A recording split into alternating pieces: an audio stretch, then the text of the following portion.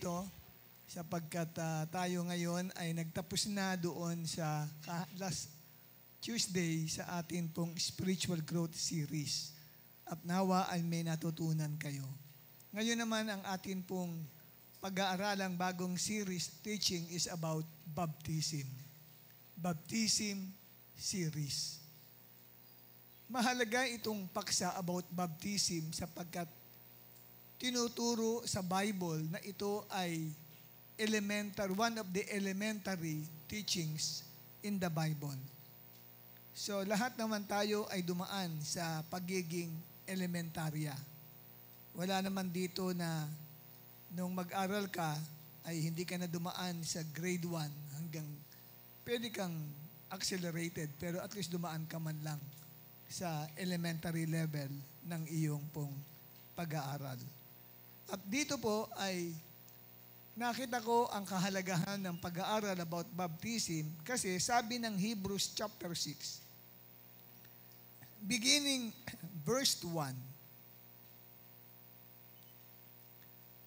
hanggang verse 3, sabi dito ay, therefore, let us leave the elementary doctrine of Christ and go on to maturity, not laying again a foundation of repentance from dead works and of faith toward God, and on instruction about washings, the laying on of hands, the resurrection of the dead, and eternal judgment.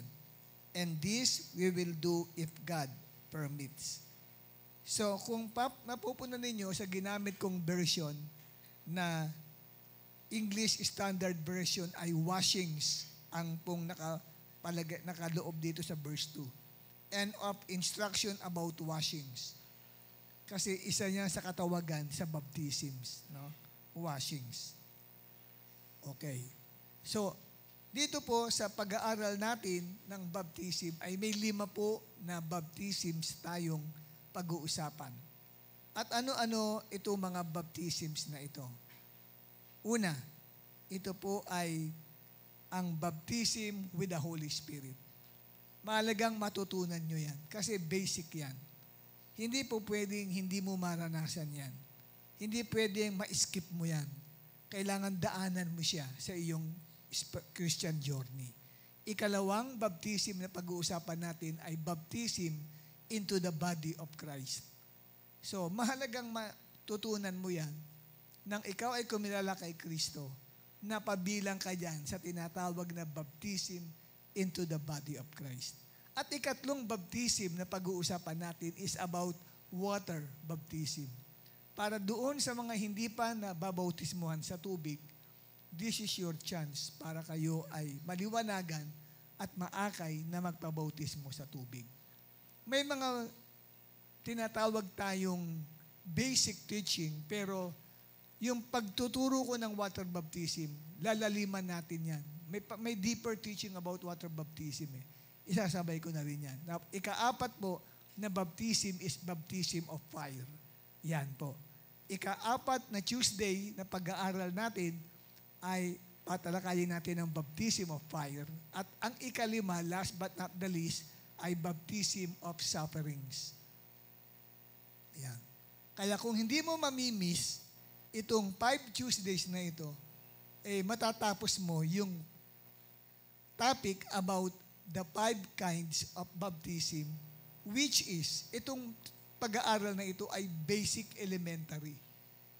Christian ka, 5 taong ka na kay Lord, hindi mo pa alam yung patungkol sa 5 kinds of baptisms. Hindi pwede yun. Kasi elementary yun eh. So, ibig sabihin, hindi siya naituro sa'yo. Di ba? Kaya, it is our responsibility as pastors of this church na ibaba at ituro sa inyo itong mga elementary na ito. Yung patungkol sa faith, madalas pinangangaral natin yan. Repentance. Tapos yung ikatlo, baptisms. Yung resurrection of the dead, minsan nababanggit na namin yan, ha? Eternal judgment, yan, yung mga nagdaang mga turo, mga patungkol sa eternal judgment. Ito lang ang hindi gaanong nabigyan ng pansin. Ang kadalasan lang, itinuturo lang yung number 3. Ano yan? Water baptism. Pero itong lahat ng yan ay hindi na ibababa. Dapat familiar kayo kasi basic nga siya, elementary. Parang dumaan ka sa grade 1, hindi ka dumaan ng grade 2, grade 3, grade 4, grade 5. Nag-high school ka kaagad. Mahihirapan ka. Di amen? Mahihirapan ka kasi na-skipan mo siya eh. Ngayon, kinakailangan matutunan mo itong patungkol sa baptisms. Ngayon, kung babalikan nyo yung Hebrews chapter 6, may pinakita na kanina. Babasahin nga natin ang Hebrews chapter 6. Ayan. Pasinin ninyo yung verse 2.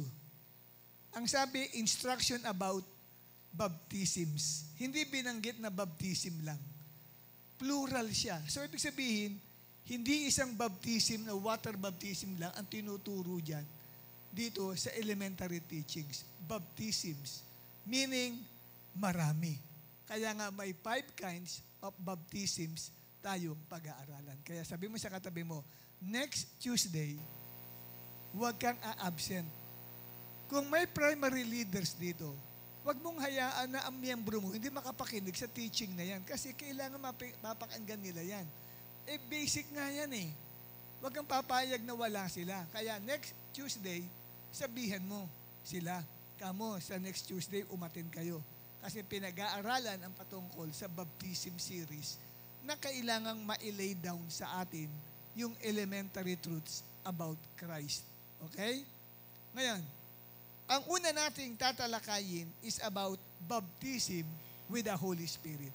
So, atin munang alamin ano ba ang ibig sabihin ng baptism. Kasi 5 baptism yung ating pinag-usapan. So, kailangan matutunan natin ano ba ang ibig sabihin ng baptism. Ang baptism ay nanggaling sa pinakaugat na salitang Griego na bapt or bapto. Okay? Na ang kahulugan ay to immerse or to dip. Yung to immerse, alam natin sa Tagalog yun. Anong Tagalog nun? Miss Kay? To immerse, lubog, ilubog. Or to dip, ilubog. O kaya ay to wash. Okay? Hugasan. Yan po. Ngayon, meron pang another na meaning ng baptism, pero ito ay symbolic na siya. Na ang kahulugan ng baptism ay a person's identification with someone or with something. Ang halimbawa niyan ay sa water baptism. Ang magandang halimbawa sa water baptism, yung a person's identification with someone. Sa water baptism, tayo po ay kinikilala na nakasama ni Kristo sa kanyang kamatayan, sa kanyang pagkalibing, at sa kanyang pagkabuhay na muli. We are identified with Christ in His death, in His burial, and in His resurrection. Nasa book of Romans chapter 6 yun. That's why ang baptism is symbolic of a person's identification with someone or with something. Ngayon, ang pag-uusapan natin ay baptism with the Holy Spirit. So, kailangan ang baptism with the Holy Spirit, pag sinimbolic mo yan, ikaw ay ina-identify as someone who is immersed in the Holy Spirit. Okay? Ikaw ay inilubog sa banal na Espiritu. Ngayon, atin pong pag-usapan ang number 1 na pag-aaral, baptism with the Holy Spirit. Gusto kong ipaalam sa inyo na ang Holy Spirit ay tinatanggap sa 2 pamamaraan. The Holy Spirit is received in 2 ways. 1, the Holy Spirit is received at the time of conversion. The moment that you are saved, the Holy Spirit enters your life.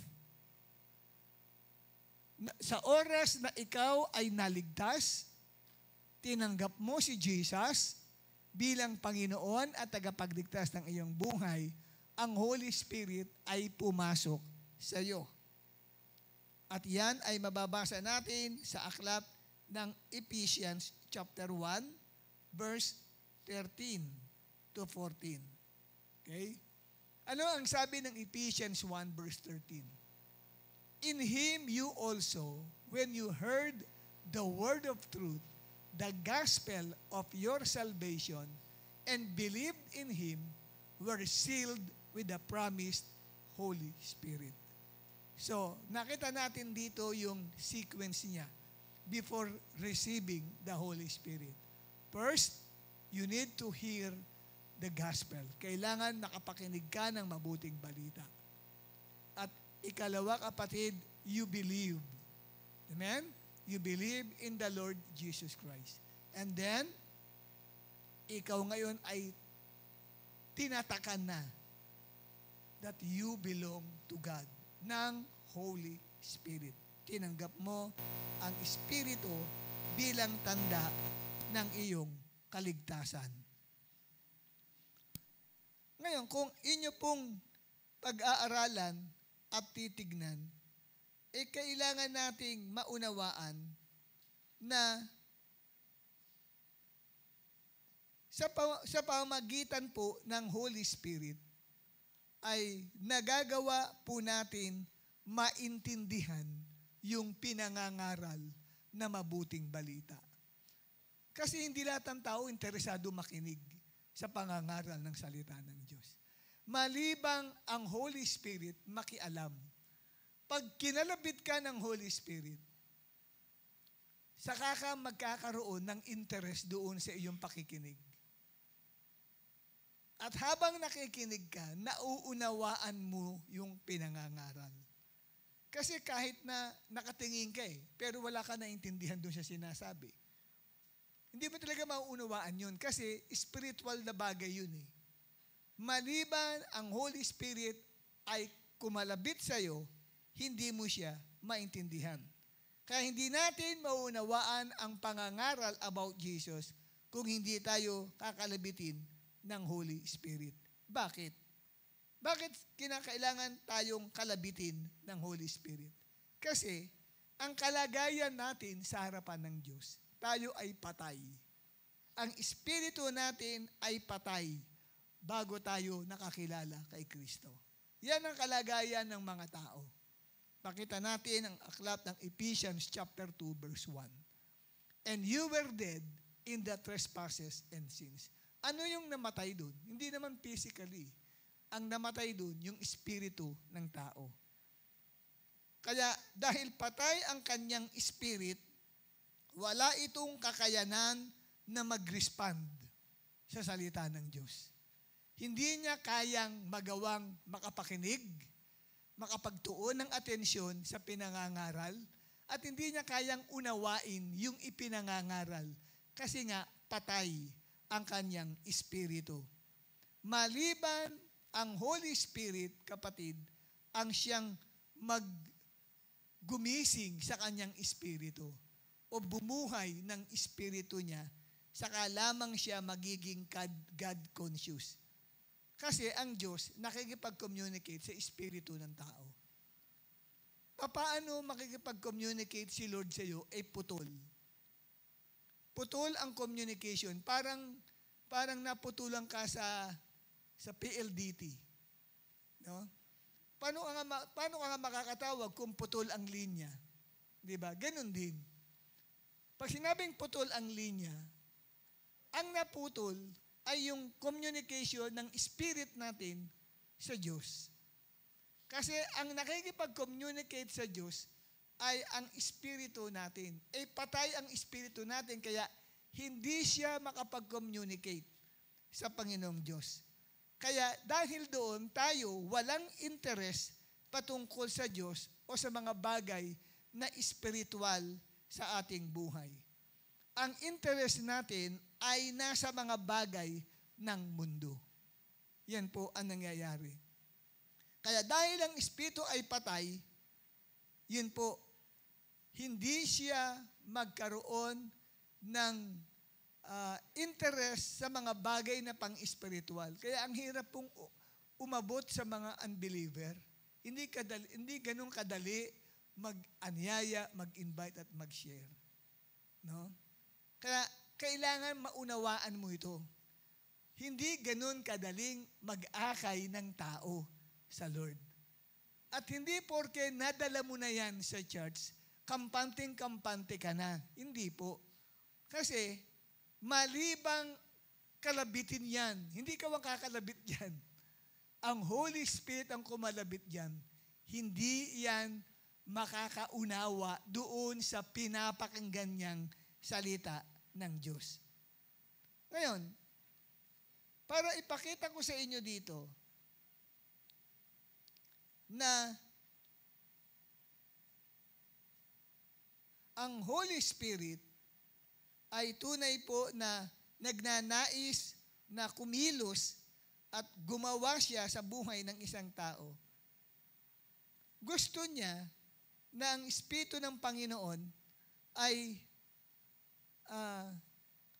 i-touch yung espiritu ng tao para matanggap niya yung bagay na kanyang napapakinggan. Kasi another reference natin, buksan natin, sa Deuteronomy 30 verse 19. Hindi nangahulugang patay ang espiritu ng tao. Wala nang kalooban ng tao para sumunod sa Diyos. Andun pa rin ang kalooban. Kasi ang kalooban wala naman sa espiritu eh. Ang kalooban ay nasa soul ng tao. Yung kaluluwa ng tao. Ang patay, hindi yung kaluluwa, kundi yung espiritu. Kasi kung patay ang kaluluwa mo, wala ka ng emosyon. Hindi lang will, kundi emotion, wala. Diba? Ang dating sa'yo, ikaw ay taong bato o si taong bakal. Kasi, pag patay ang kaluluwa mo, sabihin, wala. Hindi magpapunction ang soul mo. Wala kang emotion, wala kang will. At wala ka ring isip. Kaya ang patay ang espiritu. Kaya ang tao, pag tinats ng Holy Spirit, ang kanyang spirit, no, nagkaroon siya ng interest doon sa Word of God. And then, siya ngayon, iiral ngayon sa kanya kung tatanggapin ba niya ito. Naintindihan niya na eh. Tatanggapin ba niya yung pinangangaral? Papaniwalain ba niya yung pinangangaral? Ang nagdi-decide ngayon ay ang soul. Kaya ang sabi ng Deuteronomy 30 verse 19, I call heaven and earth to witness against you today, that I have set before you life and death, blessing and curse. Therefore, choose life that you and your offspring may live. So, dyan pa lang sa Deuteronomio, pinapahayag na hindi nawala yung kalooban ng tao para pumili. Hindi siya nawala. Nandoon pa rin. Kaya lang, hindi lang makapag-respond doon sa naririnig dahil putol ang communication ng espiritu ng tao sa Diyos. Kaya kahit anong invite mo sa Kanya, oo lang, tapos pagtataguan ka. At nung maimbitahan mo naman, hinayaan mo lang siya. Hindi mo siya tinutukan. Kasi yung taong dinala mo, patay ang espiritu nun. Kinakailangan mabuhay nun. Kaya habang katabi mo siya, panay ang prayer mo, Lord, hipuin mo. Hindi yung iniwan mo nilang siya, bahala ka na, tapos ang service, saka kayo, kamusta na? Wala. Hindi mo lang in-intercede yung in-invite mo. Kaya, pagdating ng next Sunday, hirap na kayong maghanapan. Hindi mo na matagpuan at ayaw nang bumalik, tinataguan ka na niya. Kasi nga, hindi mo kasi naiintindihan yung kalagayan noong taong wala pa sa Panginoon. Ganyan ang kalagayan natin dati. Patay ang espiritu natin. Pero, pumapasok yung grace eh. Habang tayo ay nakikinig, hindi natin nakikita ang Holy Spirit, lumapit sa atin. Kinalabit yung espiritu natin. Uy, parang naunawaan ko to ah. Tapos mamaya-maya, naghamon ngayon yung preacher. Kung nais mong tanggapin si Jesus, yung soul niya ngayon ang pagagamitin niya, yes, tatanggapin ko si Jesus. Naintindihan ko na ngayon. Parang ganyan din po ang naranasan at nangyari dito kay Lydia. Pero bago natin matalakay si Elijah, gusto ko rin ipaalam sa inyo na ang tao ay binubuo ng tatlong elemento. Man is trichotomous being. Ano ibig sabihin ng trichotomous? Trichotomous means man consists of three distinct elements. Ang tao ay binubuo ng tatlong iba't ibang bagay. Una, ang tao ay may espiritu. Ikaw may espiritu ka. Ikalawa, ang tao ay may kaluluwa. At ikatlo, ang tao ay may katawan. So man consists of three distinct elements: spirit, soul, and body. Sa 1 Thessalonians 5 verse 23 ay sinasabi ang ganito, "Now may the God of peace Himself sanctify you completely, and may your whole spirit and soul and body be kept blameless at the coming of our Lord Jesus Christ." Ang tawag dyan sa ganyang paniniwala ay trichotomy. Pero may ibang namang naniniwala ang tao ay binubuo lang ng dalawang bagay: soul and body. Kasi yung soul at saka yung spirit daw ay iisa lang sila. Ang sabi doon. Pero si Paul naman ay hindi siya naniniwala sa dichotomy, kundi trichotomy. He believed that man consists of three distinct elements. Iba ang espiritu sa soul. Spirit, soul, and body. Ngayon, tignan natin ang role ng tatlong ito sa buhay ng isang tao. Ano ang role ng spirit? Ang spirit ay tinatawag na immaterial part of man.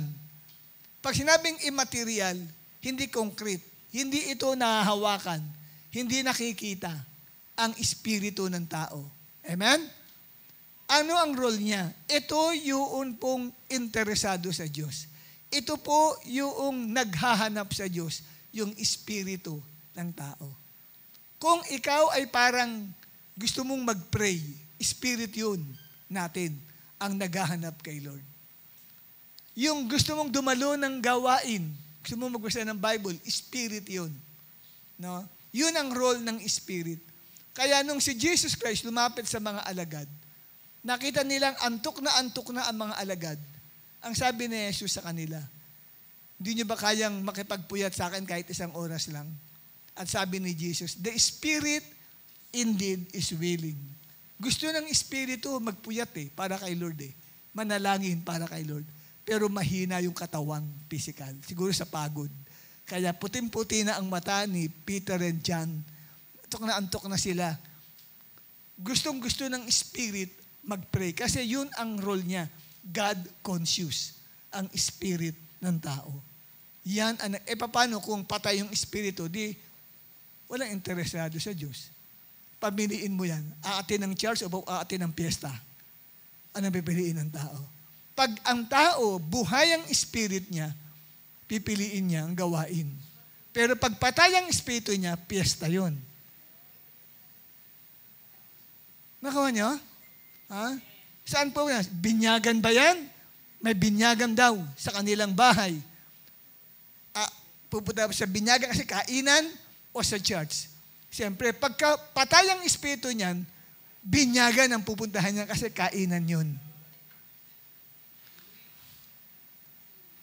Sa church, hindi. Kasi nga, hindi interesado dahil patay ang espiritu nun. Naiintindihan mo siya.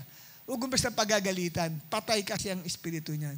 Pero kung yan ay sinasabing na born again, question mark. Mukhang parang buhay at patay. Para siyang church sa Sardis. Diba sabi sa church sa Sardis, alam kong, diba may pangalan kang buhay ka pero sa totoo lang patay ka. So, ibig sabihin, nabuhay dati ang espiritu, kaya lang, nasa kalagayang patay na. Kasi tinatamad na sa mga gawaing pang-espiritual. No? Namamatay uli yung kanyang espiritu. At ang ikalawa is soul. Ano ang role ng soul? Ang soul ay immaterial part of man that is world or earth conscious. Ito naman, ang kanyang kamalayan ay nasa mundo. Yan. Mahilig sa mga bagay ng mundo ang soul. Kaya tinatawag na soulish believer. Yung mga taong ma-emotional, mga iyakin, ang tawag ay soulish. Ma-emotional sila. Madali silang maakay ng mga nakikita nila sa paligid. Soulish ang tawag. Yan po, soul yun. Yun ang role ng soul. At ang ikatlo is the body. The body is the material part of man.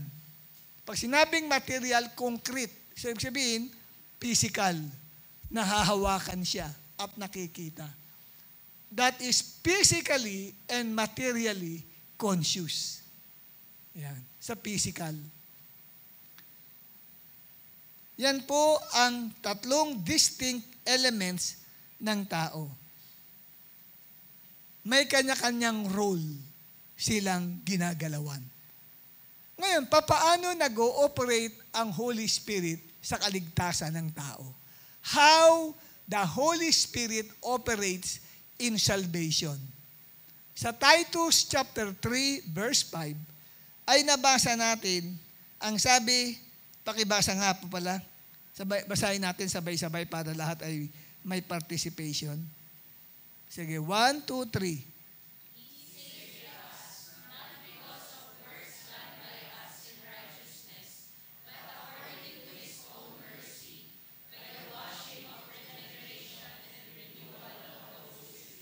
Pansinin ninyo, ginamit yung washing. Sa Greek word niyan ay baptism po yan. By the baptism of regeneration and renewal of the Holy Spirit. So dito, ang role ng Holy Spirit, kapatid, kaya ka nakakilala ay dahil kinalabit ka o tinats ka ng Holy Spirit, tinas ang Espiritu mo para maintindihan mo yung napapakinggan, ang nanapakinggan mo, at maniwala ka na tanggapin mo ang salita ng Diyos. Ang example niyan ay nasa Acts chapter 16, verse 14. Nang si Paul ay pumunta sa Philippi, sakop ito ng isang bansa, ang tawag ay Macedonia. Nakakita siya ng mga kababaihan nagkikwentuhan sa tabi ng ilog. Maaaring mga naglalaba sila doon. Tapos, nakipag-usap siya sa kanila. At pagdating sa verse 14, one who heard us was a woman. Isa raw sa nakapakinig sa kanila ay isang babae. Ang pangalan ay si Lydia. From the city of Thyatira, isang negosyanteng babae. At ang sabi, isang worshiper of God. So meaning si Lydia ay isang Hudyo. Isang Hudyong babae. At ang sabi, while Paul was sharing the gospel about Jesus, the Lord opened her heart. Yung salitang the Lord opened her heart, hindi literal yun, na binuksan ni Lord yung puso. Hindi naman po ganun yun. No? Ibig sabihin niyan, kapatid, sa pamagitan ng Holy Spirit, tinats yung espiritu ni Lydia. To pay attention. So, hindi ka pala makakapagbigay talaga ng buong atensyon. Kasi, katulad natin, pwedeng ikaw, umaten ka rito, marami kang iniiwang labahin, marami ka pang huhugasan, marami ka pang aayusin. Pwedeng, ang isip mo, na doon sa bahay, amen? Kahit nandito ka, may mga ganun. Hindi ka makapagbigay atensyon. Lalo na kung yung katabi mo hindi pa nagbabayad ng utang sa'yo, binabantayan mo, baka makauwi ito na hindi pa nagbabayad ng utang sa akin. So, ang atensyon mo tuloy, narito sa katabi mo. Kasi baka mamaya, gumanon ka lang, wala na pala siya. Hindi mo siya nasingil. Pwedeng maraming kumukuha ng atensyon sa atin. Di ba? Hinahanap mo yung boyfriend mo, nasaan ba nakaupo si boyfriend o si girlfriend ko. Di ba? Marami. O kaya, ang anak mo, iniwan mo sa bahay. Di ba? Pwedeng iniisip mo, ano na kaya yung anak ko ngayon habang nakikinig ka. May maraming kumukuha ng atensyon. Ngayon, pag ang Holy Spirit lumapit sa iyo at tinats ang espiritu mo, kukunin niya ang buong atensyon mo sa pakikinig ng salita ng Diyos. Kung may kumalapit sa yung isang tao, may nagtatanong sa iyo, ginaganon mo yung muka. Wag mo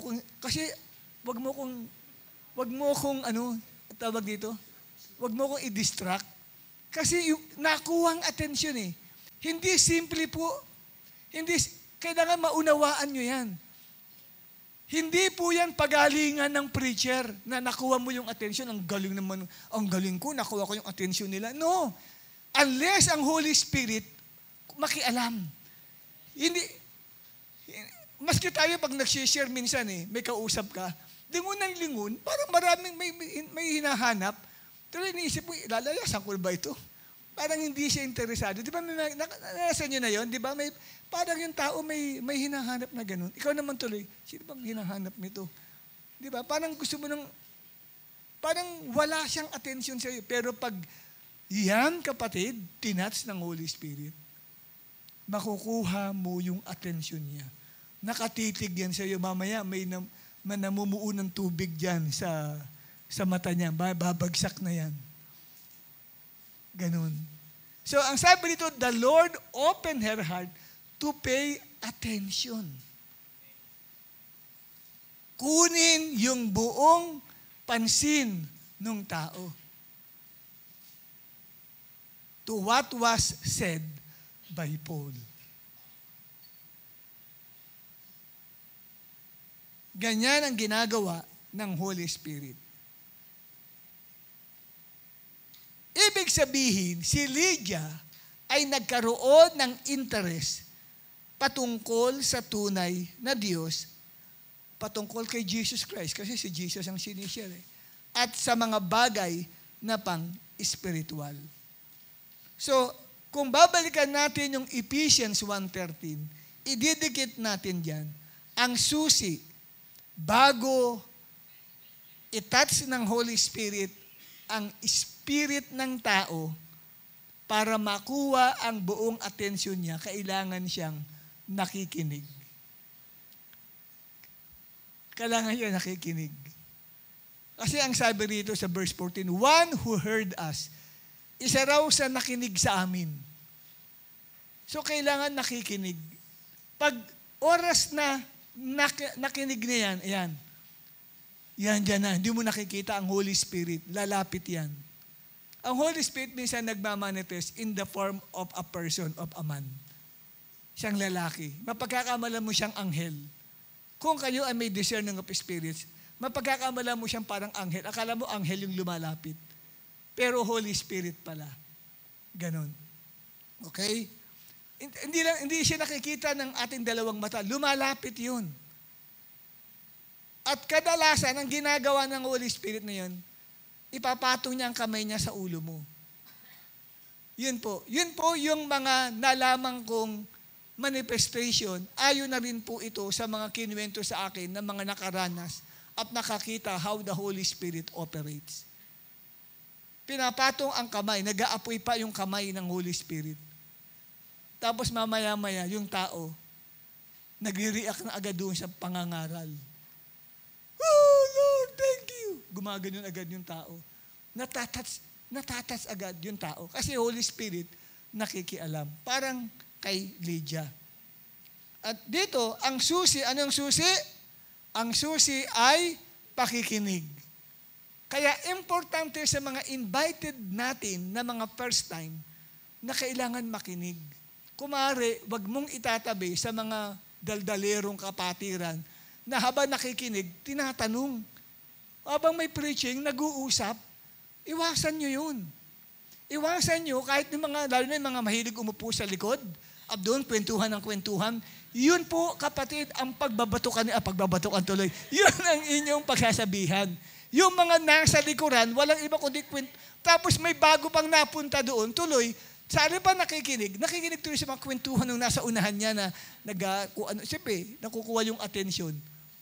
Ginagamit sila ni Satanas. Para hindi nga naman maka-atensyon doon. Kasi kinukuha ng Holy Spirit yung atensyon, ikaw naman nagpapagamit kay Satanas, kinukuha mo naman yung atensyon ng bago sa'yo.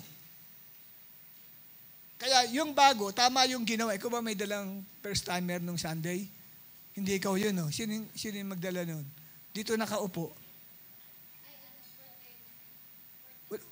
Fourth time na yun. Ikaw, tama, dito mo siya dinala sa unahan. Di ba? Walang itinabing chismosa at daldalera ka. May nakatabi, kailan tahimik. Si Eya, tahimik yun eh. Buti dun mo hahanapin. Pag may bago ka, sino ang tahimik dito? No? Para naman siyempre pag kayong dadalhin mo doon sa taong talkative, hindi makaka-concentrate sa preaching. Aagawin niya ang role ng Holy Spirit. Kasi dapat tahimik lang. Kaya kayo, pag may narinig kayo nagkikwentuhan sa likuran nyo, lumingon ka, uy, makinig po tayo. Makinig po tayo. Hayaan mong kayo na ang magsalita noon. Amen po ba? Total, kilala naman ninyo yung mga masalita eh. Di ba? Kilala naman ninyo eh. Di ba? Ikaw, kilala mo ba? Ngayon, ang sabi rito sa ating binasa, God opened her heart. Meaning, the Holy Spirit gives life to her spirit to have interest in the things of God. Yun po ang basa ko po dito.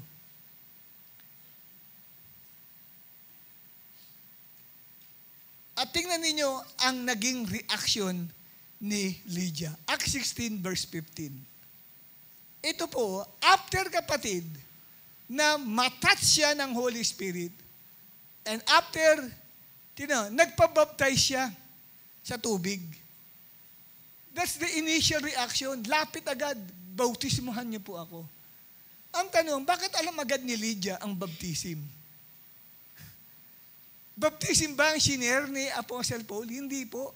Kasi sa mga Hudyo, kasi Hudyo siya eh. Sabi pag sinabing worshiper of God, Jew yan. Sa mga Hudyo, mahalaga sa kanila ang baptism.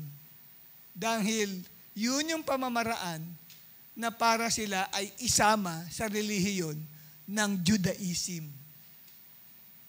No? Kaya kung ikaw ay hindi Hudyo at gusto mong umanib sa kanilang relihiyon, kailangan ikaw ay magpabautismo sa tubig. Ngayon, siya naman, dahil siya ay nakarinig ng isang bagong aral patungkol kay Jesus Christ, gusto niyang yakapin ang bagong aral at turo na yon. Kaya, ang pamamaraan, alam niya, is by way of baptism. At ang sabi rito, after she was baptized and her household as well, so kasama pala niya ang kanyang pamilya doon sa kwentuhan na yun. Nung dumapit si Jesus Christ, si Paul, kasama niya ang kanyang asawa at mga anak. At ang sabi niya, if you have judged me to be faithful to the Lord, come to my house and stay. So nakita ho natin dito, agad-agad, first time lang ni Lydia makatagpo si Paul at mga kasama niya. Grabe agad yung trust. Grabe yung tiwala niya, inanayahan agad. Paano kung magnanakaw yun? Mga rapist pala yan sila Paul na inibitahan. Di ba? Di baka malaking problema. Kaya lang, ang tindi ng kanyang tiwala na yun. No? Sa mga lingkod ng Diyos. Kaya ang sabi sa Tagalog, kung itinuturong po ninyo akong tunay na lingkod ng Panginoon, doon na kayo tumuloy sa amin. Mahigpit ang kanyang anyaya, kaya't hindi namin napahindian.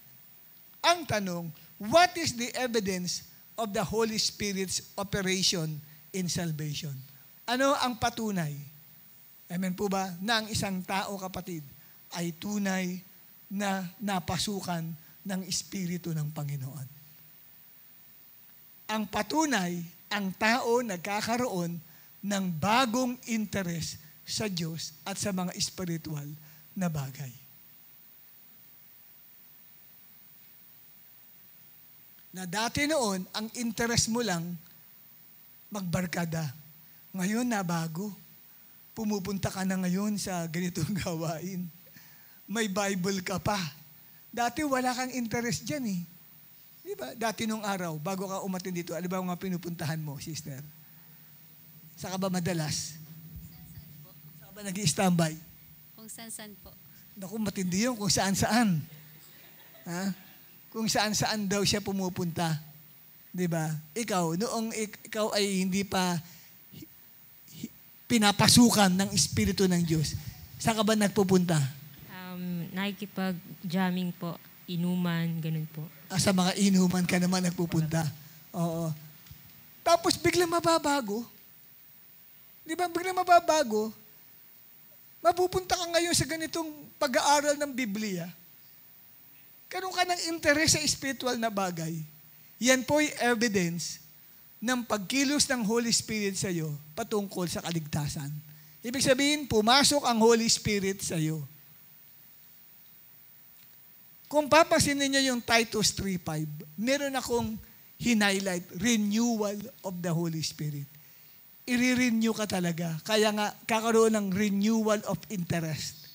Pagbabago ng interest sa iyo. Na dati wala kang kahilig-hilig sa ganito. Pag ganitong araw ng Tuesday, nasa harapan ka lang ng television. Di ba? Nanonood ka lang ng Batang Quiapo. At ng Black Rider. Yun lang ang pinapanood mo. Ano pa? Ano pa? Nanonood ka lang ng? Ano pa? Encantadia daw, sabi ni ano? Okay? Pero nabago. Pagdating ng Tuesday, nandito ka. Nabuhay kasi yung spirit mo eh. Dati, yung soul lang lagi ang nangingibabaw sa'yo. Yung soul, yan ay conscious sa world. Kaya, interesado ka sa mga palabas sa TV. Nabuhay ang spirit mo. Yun ang naghahanap sa Lord. Dahil buhay sila pareho, nagbabattle yun. Ano pwede mangibabaw sa'yo, spirit mo o yung soul?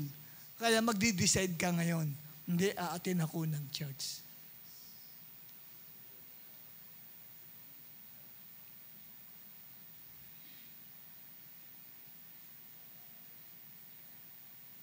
Kaya si Lydia, tingnan natin ang kay Lydia. Dati, negosyo ang priority ni Lydia. Kasi siya ay isang negosyante ng damit. Biglang nabago. Ang priority niya ay paglilingkod sa Lord. At pinagamit ang bahay niya na maging house church. Tingnan natin ang Acts chapter 16 verse 40. Pagkalabas ng bilangguan nila Apostle Paul, pumunta sila sa bahay ni Lydia. Dinalaw nila si Lydia. Ano natagpuan ni Apostle Paul sa bahay ni Lydia? Nandoon nagtitipon ang mga kapatiran sa Panginoon, sa bahay niya. Anong ginagawa? Nagagawain sila doon. Si Lydia ang maaring first pastora doon sa lugar ng Pilipay. Pinagamit niya ang bahay niya para magkaroon ng gawain. At ano ang sabi ni Apostle Paul? In-encourage niya ang lahat na magpatuloy sa pananampalataya at saka umalis na si Apostle Paul. Hindi siya nag-i-stay sa isang lugar na tinataniman niya ng gawain. Kasi missionary siya. May naiiwang pastora. At sino nagpapastor sa bahay ni Lydia? Si Lydia. Karoon siya ng interes. Dati noon siguro marami pupunta sa bahay niya, mga kliyente, mga mamimili ng kanyang damit. Ngayon hindi na. Puro mga brothers and sisters in the Lord ang nasa bahay. Nagkaroon siya ng interes sa spiritual. Dati wala. Okay? Naintindihan niyo po ba yan? Yan. So, ang Holy Spirit, ang baptism with the Holy Spirit, tinatanggap ng isang mananampalataya ang Holy Spirit sa oras ng kanyang kaligtasan o conversion. At ang ikalawa, Ang ikalawa, under dito, kapatid, no, ng baptism with the Holy Spirit. The Holy Spirit is received, letter B, buksan natin, as the work of second grace after salvation.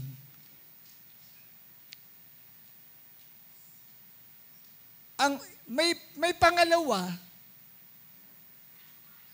na pagtanggap sa Holy Spirit pagkatapos mong masave. Kailangan daanan mo to. Baka hindi mo pa naranasan to.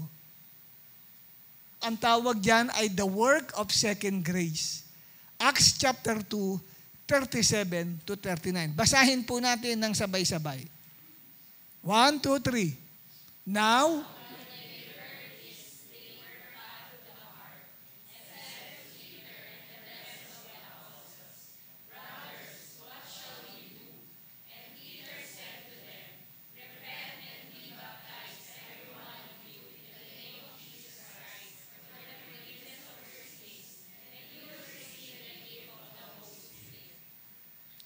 so nakita ninyo yung pagkakasunod-sunod.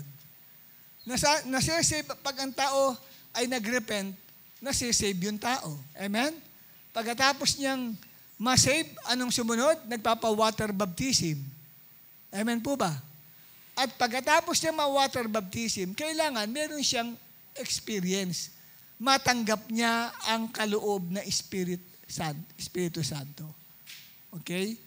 Kailangan niyang ma-receive yung gift na yon. Ang tawag ay baptism with the Holy Spirit. Bakit tinawag na baptism with the Holy Spirit?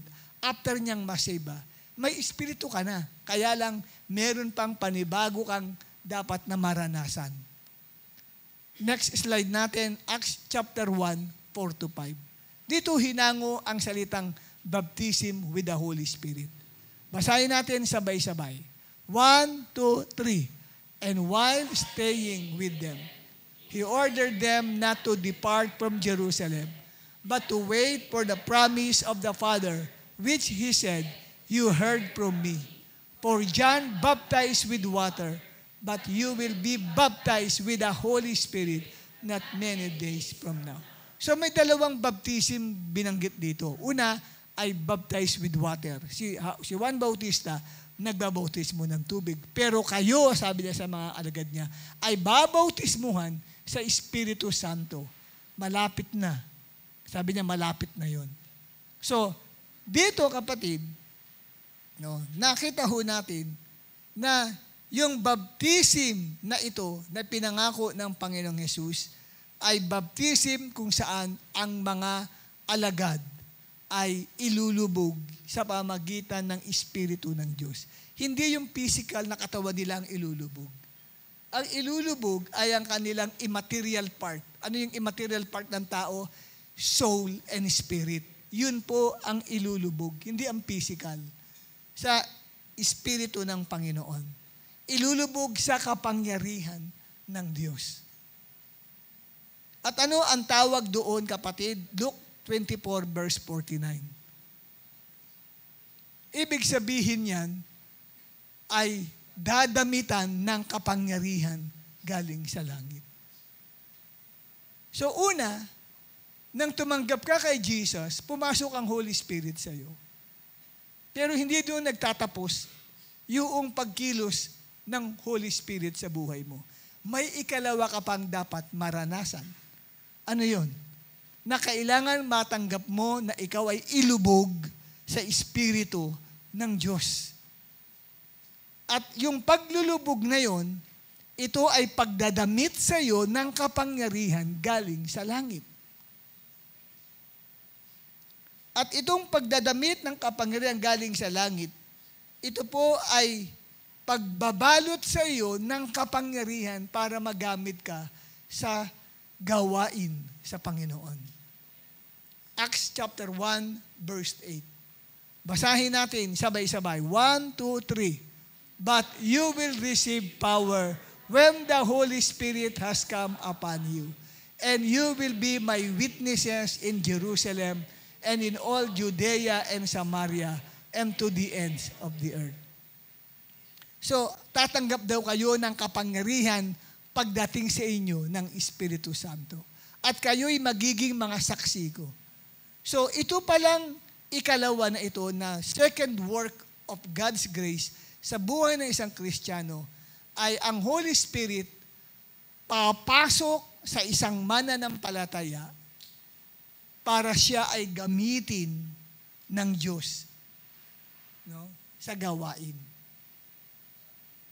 Una, pumasok na siya sa iyo. Ikalawa, iba naman yung pagpasok na sa iyo. Ilulubog na ka naman niya sa kapangyarihan. At yun ay dapat ma-experience ng lahat ng mga nakakilala sa Panginoon. At ano, kapatid, ang siyang evidence na ang Holy Spirit naman, kapatid, ay kumapit sa iyo, dinamitan ka, inilubog ka. Hindi na nakikita ang Holy Spirit. Pero may evidence, physical evidence. Lagay natin, sis, Brad, what is the physical evidence of this baptism with the Holy Spirit? Ano yung evidence? The evidence is the gift of speaking in other tongues. Ito naman yung kailangan mong maranasan. Pag ang Holy Spirit naman ay inilubog ka, may matatanggap kang gift mula sa Holy Spirit. Anong gift yon? Gift ng pagsasalita ng iba't ibang wika. Sa Acts chapter 2 verse 4, and they were all filled with the Holy Spirit and began to speak in other tongues as the Spirit gave them utterance. So, ito yung mga alagad na nagtipon. Ito po yung sinasabi sa kanila that the Holy Spirit is with you, sabi ni Jesus Christ sa John 14:17, and shall be in you. Kasi, di ba naligtas ang mga alagad? Noong makita nila na si Yesu Kristo ay nabuhay na muli, doon na kumpleto ang salvation ng mga alagad. Dahil ang sabi nga sa Bible, di ba, Romans 10:9, if thou shalt confess with your mouth the Lord Jesus and shall believe in your heart that God has raised Him from the dead. Hindi pa namamatay si Jesus Christ Pininiwalaan na agad ng mga alagad. Kailangan mamatay si Jesus at mabuhay. At nung magpakita siya, di ba, they all believe. Yun, dumating yung salvation sa kanila. Tapos hiningihan sila ni Jesus Christ, receive the Holy Spirit. Nabasa niyo yun? John chapter 20 verse 22. After they believe, nang makita nila na si Jesus ay nag-resurrect. Kasi maliwanag ang salvation Believe in your heart that Jesus is Lord and believe that God has raised Him from the dead. You will be saved. Tapos nung sila ay nakakita na si Jesus ay nabuhay na muli at naniwala sila, John 20 verse 22, hinipan sila ni Jesus, receive the Holy Spirit. Tinanggap nila ang Holy Spirit at that moment of their salvation. And then, hindi natapos doon. Bago umakyat si Jesus sa langit, sinabi sa kanila, manatili kayo sa Jerusalem, huwag kayong aalis doon. Kasi, babautismuhan naman kayo sa Espiritu Santo. Yan yun. Kaya yung mga alagad ay nanatili sa Jerusalem, and on the day of Pentecost, bumaba ang Holy Spirit, at yun, sa Acts chapter 2 verse 4, nagsalita sila ng iba't ibang wika ng Holy Spirit, kapatid, ay bumaba sa kanila. Yung spirit and soul nila, yun ang tumabon sa spirit and soul nila. Hindi katawan.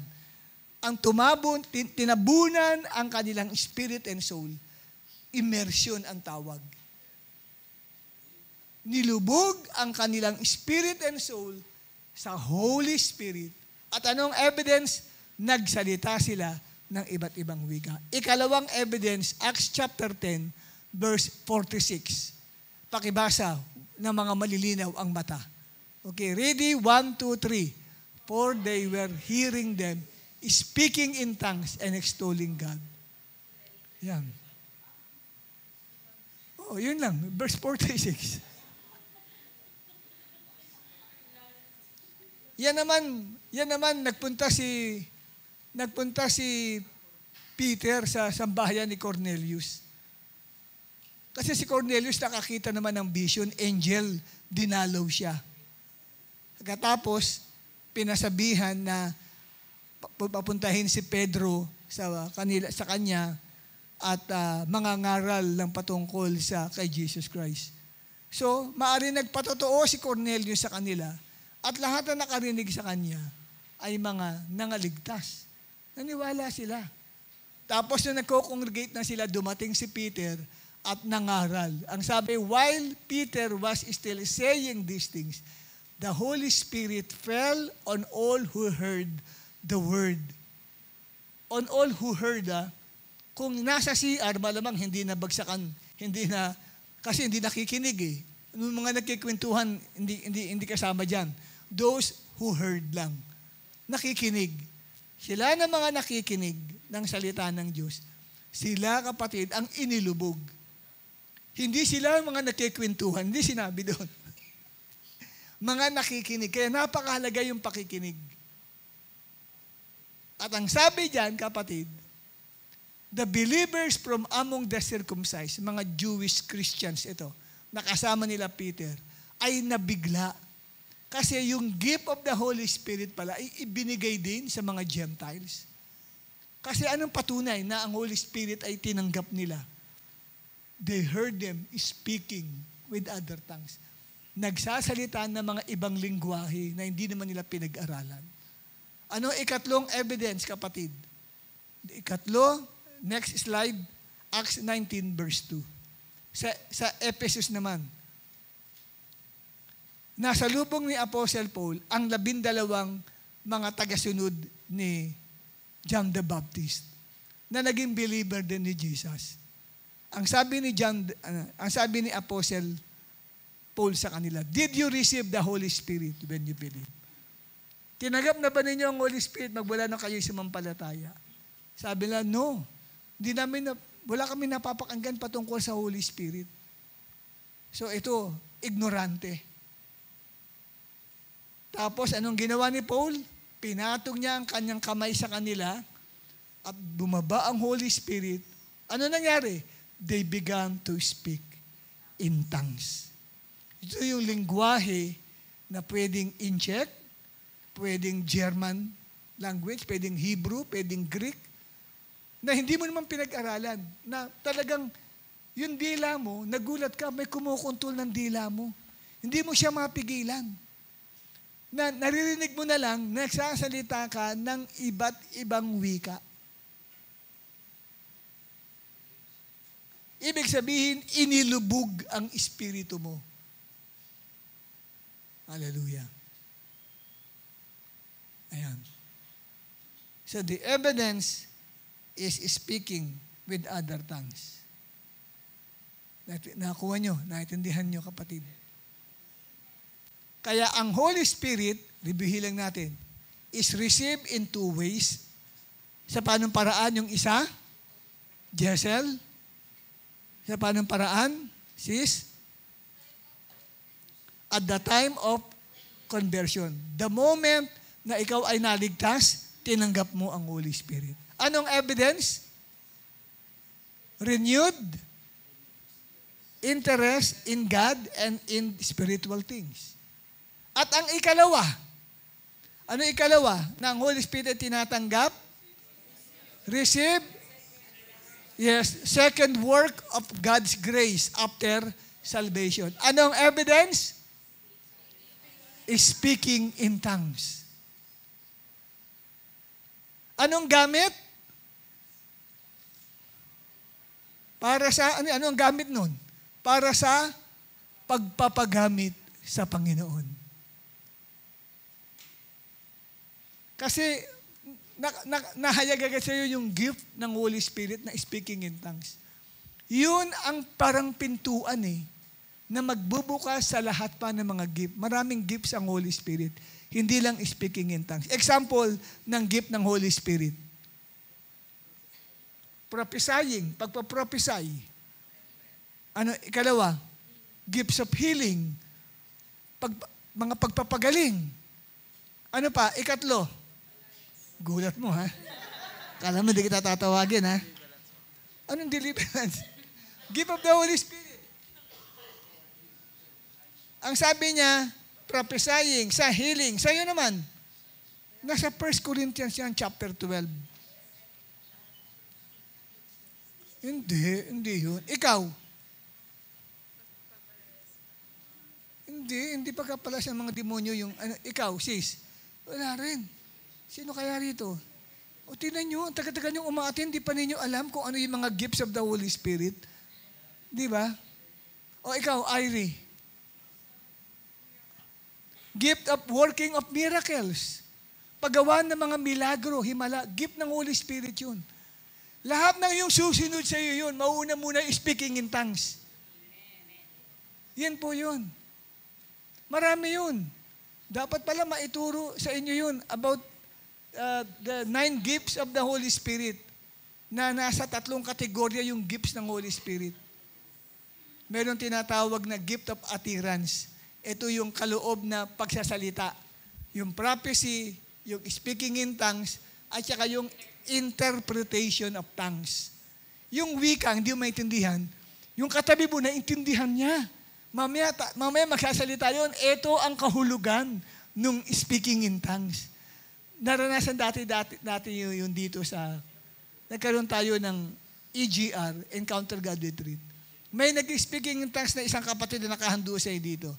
Mamaya, napatingin ako sa isang sister na nakaupo doon, nangingiti siya. Yung pala, naintindihan pala niya. Mamaya, nagsalita siya. Ito yung interpretation nung speaking in tongues nung kapatid. May message para sa lahat ng mga dumalo. Yung sister na yung naging classmate ni Pastora Jane nung nag-aaral siya sa NTC. Yun po yun, yung nakaranas na yun na ngayon may pamilya na kasi ngayon kaya nalipat na sa iba kaya hindi nakakadalo sa atin. Pero nag-attend ng EGR yun. Naranasan niya yun. Pero bago yun naranasan yun, na-experience na rin niya mag-speaking in tongues. Natanggap niya yung baptism with the Holy Spirit. Una, na-save siya. May Holy Spirit siya. Pero hindi pala hanggang doon lang, period. At wala ka nang mararanasan pa. Dapat nag-a-aspire ka pa, kailangan ka pa kapatid na magpatuloy para maranasan mo yung work of second grace ng Holy Spirit. Papasok siya sa iyo, ang evidence ay pagsasalita ng iba't ibang wika. Kaya minsan, nagagamit kami sa mga healing. Katulad kanina. Alam niyo ba, balita kanina? Updated na ba kayo kanina sa balita? Na nagulat ako kay Brother Alan. Kailan si Alan? Oo, kasi pupunta ako ng SM para magpa-renew ng parking natin ng L300 sa SM. Hinanap ko siya. Nakita ko siya sa isang tabi. Sabi ko, Brad, ano yan? Hawak-hawak niya, dugo. Yung panyo niya, punong-puno ng dugo. Pagtanggal niya, umaagos, parang gripo yung dugo. Pagbuka ng bibig niya, lumalabas lahat ng dugo. Kailan pa yan? Kahapon pa ng 3:00 ng hapon. Yung dugo tuloy-tuloy sa ilong niya. Putlang, di ba maitim yun? Namumuti na siya. Namumutla na, nagdidilim na nga paningin niya. Sabi ko kako, napatingin mo na ba yan? Pinatingin na daw niya doon sa dito sa Along Quintos na health center. Sabi raw nung doktor na tumingin, nabutas daw yung kanyang, mayroon pala daw tayong ugat dyan sa portion yan, na parang nabutas. Sabi ko kako, Brad, kako, pumunta ka na ng ospital. Lahat ng, di ba, dyan sa tabi ng Jollibee lang siya nakaparada eh. Mga tricycle driver dun, kaibigan niya yun, kako, pakidala nga ito sa ospital. Ay, meron daw silang lakad. Kako, kawawa ito, kasama ninyo, walang tumutulong. Ginawa ko, pinuntahan ko si Jace, bumuya ako sa bahay. Ako, Jace, dalhin natin kako sa Sampaloc Hospital, itong kasi walang gustong maghatid sa kanya. Dinala namin. Pero bago yun, Nilapitan ko muna siya, sige, humingi ka ng tawad sa Panginoon, Brad. Sabi ko, maaring ikaw ay tumatalikod na sa Panginoon. Hingi tayo ng tawad kay Lord. So, humingi ng tawad sa Panginoon at mamaya-maya, inutusan ko yung ugat na yung butas ay matakip. Pero pagtapos ko ng prayer, lalong dumoble yung kaya sabi ko, dali na ka na sa ospital. Pero noong pong dumaan na kami ni Jess, kinuha na namin siya. Wala na. Hindi na siya naggaganon. Hanggang sa, nung matapos ang inayos ko na renewal ng parking ng ating L300 sa SM, nang bumalik kami, tinetest ko na siya. Sabi niya ganun, pumila nga po ako doon, kaya lang, wala raw pong doktor. Pero okay na po, huminto na po eh. O, tingnan nyo. Sabihin, yung prayer is still effective. Powerful pa din. Yan ay through the Holy Spirit. Nagagamit pa rin tayo ng Panginoon. Yan po yun. Pero bago ma-experience mo yun, may una munang gift na kailangan mahayag sa iyo. Ano yan? Speaking with other tongues. Ang tanong, dinisar mo na ba yan? Hindi pa. Hingin mo kay Lord. Sayang. Ano ang sabi ng Acts chapter 2, verse 38 to 39? For the promise is unto you. Ang pangako ay para sa iyo. At para sa iyong mga anak, kung makakaanak ka. At sa mga nasa malayo. At maging ilanman ang tawagin ng Panginoon. Ano yung pangakong yun? Yan yung baptism with the Holy Spirit. Okay? Yan. Naintindihan niyo po. Pag hindi pa ninyo naranasan yun, hingin niyo sa Diyos. Sino sa inyo rito ay nakatakdang umatin sa November 27 ng re-encounter? Taas ang kamay. Naku, ang dami pala. Hingin nyo kay Lord na kayo ay mabaptize ng Holy Spirit. Hingin nyo sa Lord yan. Nasave ka na. Pero kailangan, Lord, I need the work of second grace in my life. Help me experience yung baptism with the Holy Spirit with a physical evidence of speaking with other tongues. Pag naranasan nyo yan, magbabago ang takbo ng buhay mo. Amen? At isa pa pala doon sa example ng gift, yung verbal, no? Gift. Meron namang tinatawag na, hindi knowledge eh, gift of revelation. Yun yung word of knowledge, word of wisdom, tsaka discerning of spirits. Ang pinakamatindi sa tatlo, yung discerning of spirits. Yung nakakakita ka ng anghel, pwede ka makakita ng anghel, pwede mo makita Holy Spirit, pwede mo rin makita ng masamang espiritu. Pwede ka makakita ng mga demonyo, pero hindi sila nagpapakita sa iyo. Nagugulat nga sila, nakita ako nito. Ganun. Pwede ka makakita nun. Kung gusto mong ma-experience yun, kailangan muna, maranasan mo muna yung first gift. Ano yan? Speaking in tongues. Hingin mo sa Panginoon yan. Okay? Tinatanong ko, hindi pa pala alam nito kung ano yung mga gift eh. Dahil palang hindi nakakaalam. Oo, dami pa na mga bago tayo. Kailangan talaga maturuan kayo. Tsaka tuturuan kayo mag-prophesy sa katabi mo. Di ba? Gusto niyo, matuto kayo na aalamin mo kung ano yung dating buhay ng katabi mo. Makikita mo sa vision. Tapos kikwento mo sa kanya, interpret mo. Magugulat ka. Sasabi sa'yo ng katabi mo, oo nga, yan nga. Paano nangyari yun? Di ba? Okay? So, yun na lang. Sabi sa katabi mo, kapatid, yun na lang. Hingin natin ang baptism with the Holy Spirit. Sige, tumayo tayong lahat. Thank you.